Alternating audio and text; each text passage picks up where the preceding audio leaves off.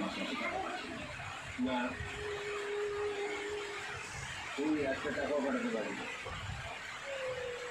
আমার নেই খরচ, আমি চালাই। কিন্তু দাদা বলছিল কি তোমার মুদিখানা থেকে ধরলাম তো আমরা থেকে নেব, সেখান থেকে তো সকল তুলে দিতে তোর কোনো অধিকার থাকবে না। তোকে মানুষ করা, দিয়ে দেওয়া সবই আমি করছি, তুমিও খাওয়া দাবে না।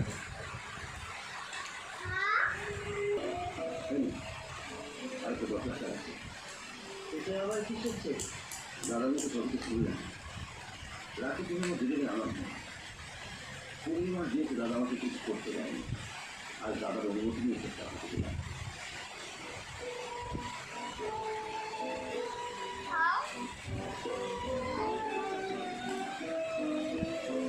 আমাদের সৌভাগ্য বন্ধুরা আপনার ছোট বোনকে এসেছে, আপনি দয়া করে এসেছি দেখবেন।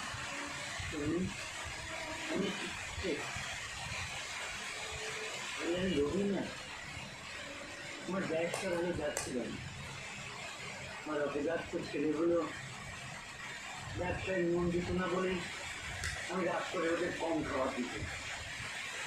তাছাড়া বেশি খাবার দেওয়ার সামর্থ্য আমার ছিল না।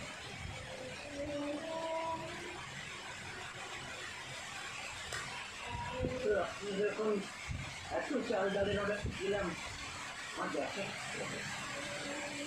আপনি দয়া করে ওকে করতে পারেন। আপনি